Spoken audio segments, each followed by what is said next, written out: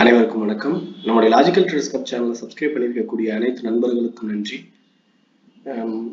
Last வீக்ல Nifty Bank நிஃப்டியோட நம்மளுடைய லெவல்ஸ், சப்போர்ட் அண்ட் ரெசிஸ்டன்ட் லெவல்ஸும் and entry and target level இதெல்லாம் கொடுத்துருந்தோம்.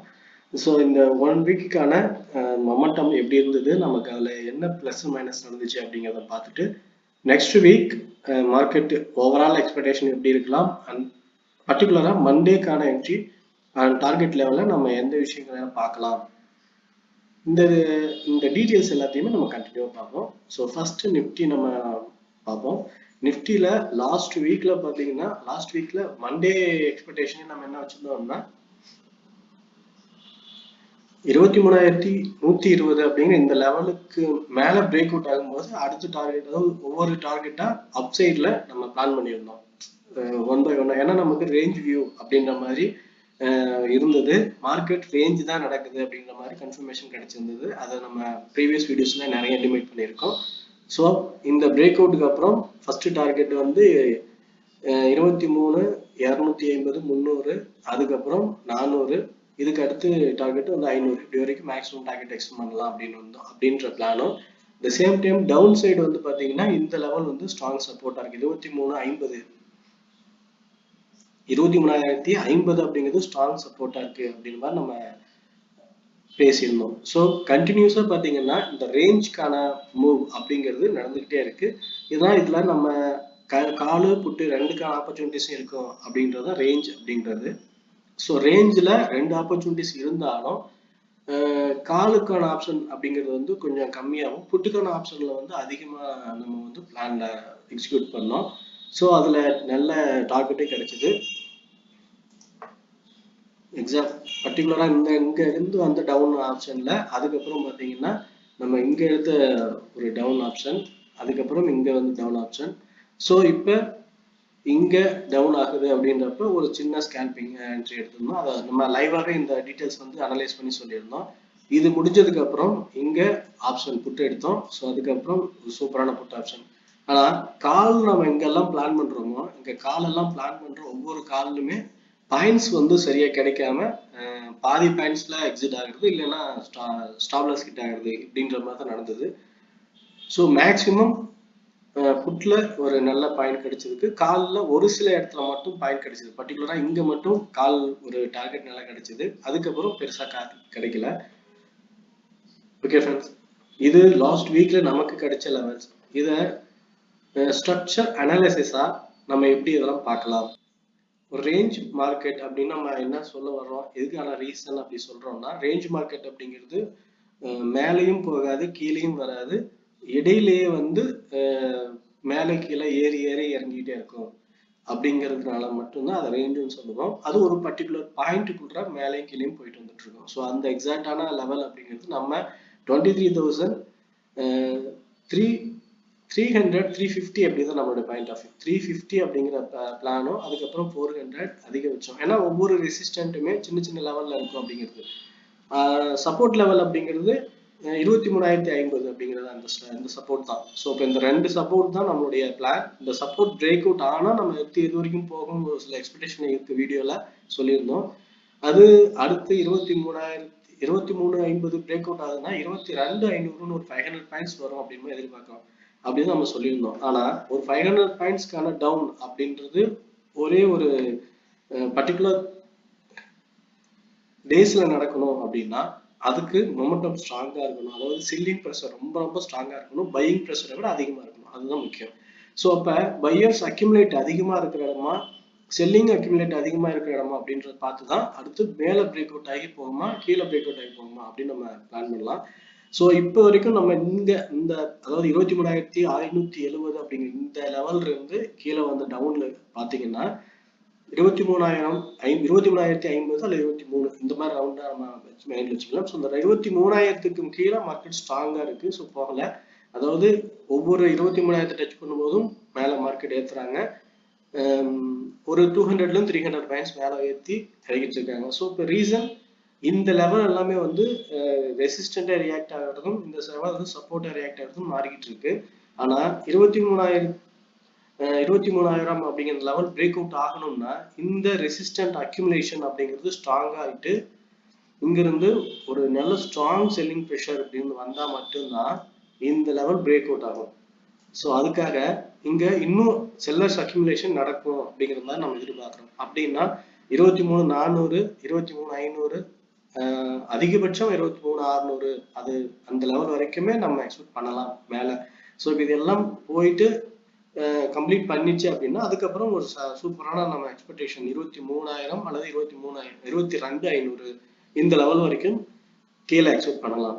ஸோ இந்த மாதிரி ஒரு ஸ்ட்ராங் செல்லர் அக்யூமுலேஷன் நடக்காம மார்க்கெட் கேப் டவுன் ஒரு கேப் அப்புறம் சின்ன சின்ன ஒரு 50 பாயிண்ட் 100 பாயிண்ட் இதுல கேப்ல போகுது அப்படின்னா சப்போர்ட்ல பை பண்றதும் ரெசிஸ்டன்ஸ் செல் பண்றதும் தான் இப்போதைக்கு நமக்கு இருக்கிற points. At the same time support by resistance sell அப்படிங்கிறதுல இந்த லெவல்ல வந்து புட்டுக்கான ஆப்ஷன்ஸ் ரொம்ப அதிகமான ஸ்ட்ராங்கான பாயிண்ட்ஸ் கிடைச்சது. ஸோ இங்கேயும் பார்த்தீங்கன்னா கிடைச்சது. ஆனா நமக்கு இதுக்கப்புறம் எப்படி இருக்கும் அப்படின்னா புட்டுக்கும் காலுக்குமான ஈக்குவல் ஆப்ஷன் கிடைக்கும். ஈக்குவலா வந்து நமக்கான ஆப்பர்ச்சுனிட்டிஸ் கிடைக்கும். ஏன்னா இப்ப பையர்ஸ் அக்யூமுலேட் பண்ணிக்கிட்டே இருக்காங்க. இங்க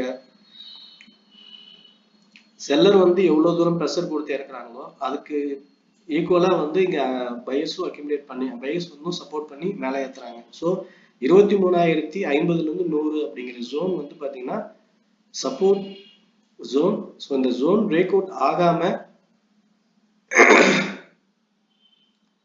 ஸோ இந்த ஜோன் பிரேக் அவுட் ஆகாம நம்ம வந்து டவுனுக்கான பிளான் வச்சுக்க வேண்டாம்.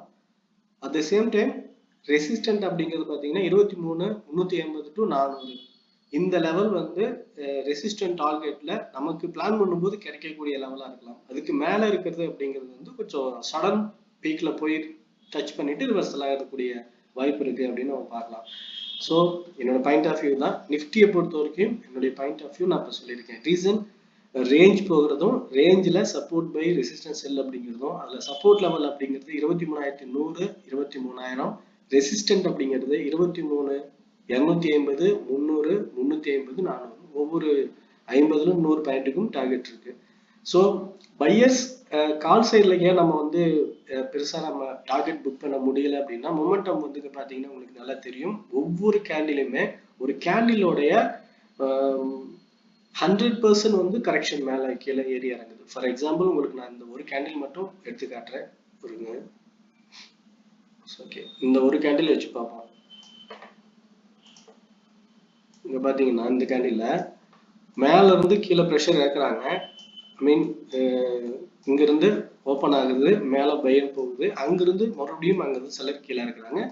ஆரம்பிச்ச இடத்துலயே வந்துருது. அதுக்கப்புறம் பாத்தீங்கன்னா மறுபடியும் ஆரம்பிச்ச இடத்துல இருந்து கீழே இறக்குறாங்க. கீழே இறக்கி திரும்பவும் ஆரம்பிச்ச இடத்துக்கே வந்துட்டு அதுக்கப்புறம் மறுபடியும் மேல போகுது, மேல போய் திரும்பவும் ஆரம்பிச்ச இடத்துல வருது. ஸோ இப்ப ஒரு ஹை லோ அப்படின்ற மாதிரி ஒரு ஃபார்மிங் மேஷ்ல இங்க இருந்து மேலேயும் அதே லெவல்ல கீழேயும் 100% அப்ஸ் அண்ட் டவுன் வந்து ஈக்குவலா ஏத்தி இறக்குறது அப்படின்னு இருக்கும்போது இதுல நம்ம ஆப்ஷன்ல ஒரு ஸ்ட்ரைக்ல வாங்கணும் அப்படின்னா ஃபர்ஸ்ட் ஒரு டார்கெட்டை போய் புக் பண்ணிட்டோம்னா பிரச்சனை இல்லை. ஒருவேளை புக் பண்ணாம விட்டுட்டோம் அப்படின்னா அங்கிருந்து மறுபடியும் ஆரம்பிச்ச இடத்துக்கே வருது. ஸோ கொஞ்சம் டைம் டேக்கே ஆகும்போது நமக்கு ஸ்டாப்லாஸ் அடிச்சுட்டு திரும்பவும் அது மேல டார்கெட் வரைக்கும் போறது இப்படிதான் நடக்குது. ஸோ அதனாலதான் சொன்னோம் கால் எடுக்கும்போது இதை டார்கெட் வர்றது கொஞ்சம் ரிஸ்கா இருக்கு. ஆனா செல்லிங் ப்ரெஷர் பாத்தீங்கன்னா ஒன்ஸ் ஸ்டார்ட் ஆயிடுச்சுன்னா டார்கெட் வரைக்கும் சடனா வந்து ப்ரெஷர் வந்து டார்கெட்டை முடிச்சுட்டு அதுக்கப்புறம் தான் வந்து பையர்ஸ் வந்து மைல்டா அக்யூமுலேட் ஆகுறாங்க. ஸோ செல்லிங் சைட்ல இருக்கக்கூடிய ப்ரெஷரை யூஸ் பண்ணிக்கும் போது ஈஸியா டார்கெட் கிடைக்குது. பையர்ஸ் ப்ரெஷரை யூஸ் பண்ணி நம்ம என்ட்ரி எடுக்கும் போது டார்கெட் வந்து கொஞ்சம் ப்ராப்ளம் ஆகுது. ஸோ இதனாலதான் கால் வேணா நம்ம புட்டு பிளான் பண்ணலாம்னு சொன்னோம்.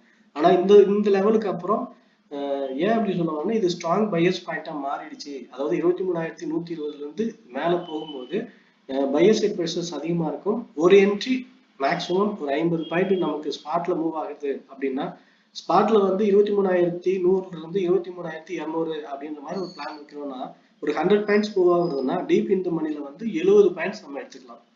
ஒரு 20 பாயிண்ட்ல வந்து 20 டு 30 பாயிண்ட் ஸ்டாப் லாஸும் 60 டு 80 பாயிண்ட் வந்து டார்கெட் அதிகபட்சம் டார்கெட் அப்படின்ற மாதிரி. இதுல இதுக்கு இடையில டார்கெட் சேஃபா எடுத்துக்கணும் அப்படின்னா 10 point stop loss 20 to 30 points target இது வந்து ஒரு ஈஸியான லெவலா அமைய சான்ஸ் இருக்கு. ஸோ அது எப்படி என்ன லெவல்ல இன்ட்ராடேல அந்த லெவல் எப்படி எடுக்கிறது அப்படின்னு நம்ம லைவாவே ஒவ்வொரு என்ட்ரியும் கொடுப்போம். சம் டீடைல்ஸ் எல்லாத்தையுமே டெலிகிராம்லயும் நம்ம போஸ்ட் பண்றோம், பார்த்து கன்ஃபார்ம் பண்ணிக்கோங்க. ஆனா சப்போர்ட்டும் ரெசிஸ்டன்ட்டும் நம்ம கிளியர் பாயிண்டா இருக்கு. இந்த லெவல்ல நம்ம பை பண்ணணுமா செல் பண்ணணுமா அப்படிங்கிறது ரொம்ப முக்கியம். ஸோ அதை பார்த்து நம்ம பிளான் பண்ணிக்கணும். ஓகே ஃப்ரெண்ட்ஸ், நிஃப்டியை பொறுத்த வரைக்கும் என்னோட பாயிண்ட் ஆஃப் வியூ டீட்டெயிலாக சொல்லியிருக்கேன். பேங்க் நிஃப்டி ஒரு ஓவராலாக பார்த்துடலாம். பேங்க் நிஃப்டி வந்து நம்ம ப்ரீவியஸ் லெவலில் கொடுத்த லைவ் போயிட்டு இருக்கும்போது நம்ம 25th ஐ மீன் 16th நம்ம கொடுத்த லெவல் அப்படி பார்த்தீங்கன்னா இந்த லெவல் 49,300 அப்படிங்கிறதுல டவுன் போறதுக்கான பாசிபிலிட்டிஸ் இருக்கு அப்படின்னு சொல்லிட்டு லைவ்லேயே ப்ரிடிக்ட் பண்ணி போட்டிருந்தோம். ஸோ இப்போ அது சூப்பரான டவுன், அதாவது இந்த லெவல் வரைக்கும் எக்ஸ்பெக்ட் பண்ணது 48,500. ஸோ 500க்கும் கீழே போயிட்டு இருக்கு. இங்கேயும் பார்த்தீங்கன்னா சப்போர்ட் ரெசிஸ்டன்ட்னு ஸ்ட்ராங்கா இருக்கு. சப்போர்ட் லெவல் அப்படிங்கிறது பார்த்தீங்கன்னா 47, அதாவது 47,900 அப்படிங்கிறது 48 ரவுண்டா மைண்ட் பண்ணிக்கோங்க. At the same time 48 to 49 அப்படின்னு ஒரு 100,000 பாயிண்ட்ஸ் வந்து நமக்கு சப்போர்ட் அண்ட் ரெசிஸ்டன்ட்ல இருக்கக்கூடிய லெவல். இதுக்கு இடையில மார்க்கெட் எப்படி ஓப்பன் ஆனாலும் சப்போர்ட் வரும்போது காலும் ரெசிஸ்டன்ட் வரும்போது புட்டும் அப்படிங்கிறது பிளான் பண்ணிக்கோங்க. இடையில இருக்கும்போது இடையில நம்ம வந்து ஒரு சின்ன ஸ்கேல்பிங் லெவல்னு என்ட்ரியை பிளான் பண்ணலாம். ஸோ ஃபார் எக்ஸாம்பிள் இன்னைக்கு இங்கே நடந்தது பார்த்தீங்கன்னா நம்ம இங்கே ரெசிஸ்டன்ட் பிளான் வச்சிருந்தோம், அதனால அங்கிருந்து நேராக இறங்கியிருக்கு. அடுத்து ஒருவேளை கேப் டவுன்ல இந்த டார்கெட் புக் ஆயிடுச்சு அப்படின்னா இங்கிருந்து மறுபடியும் மேலே போறதுக்கான லெவல்ல இந்த டார்கெட் தான் பிளான் பண்ணணும். அப்ப இதுக்கு ஃபர்ஸ்ட் டார்கெட் சிக்ஸாக் மாதிரி போயிட்டு அதுக்கப்புறம் டார்கெட் போனாலும் நமக்கு பிளான் இதுதான். ஸோ இங்க சப்போர்ட் பாயிண்ட் எடுத்துட்டு அதுக்கப்புறம் ஜிக்ஸாக் அமௌண்ட் வாங்கிட்டு டைரக்டா வந்து டார்கெட் போயிட்டு அதுக்கப்புறம் தான் கீழே வந்து இந்த லெவலுக்கு வருது அப்படின்றப்ப, ஸோ இங்க சப்போர்ட் எடுத்துட்டு மறுபடியும் ஜிக்ஸாக் போட்டு மேலே போய் டார்கெட் புக் பண்ணோம் அப்படின்றப்ப சப்போர்ட்ல பை அப்படிங்கிற பிளானை நம்ம இங்க வச்சுக்கலாம். அது என்னோட பாயிண்ட் ஆஃப் வியூ. நிஃப்டியை விட பேங்க் நிஃப்டி கொஞ்சம் நல்லாவே இருக்கு அப்படிங்கிற மாதிரி தான் நம்ம பார்க்கலாம் இந்த ஸ்ட்ரக்சரை பொறுத்த வரைக்கும்.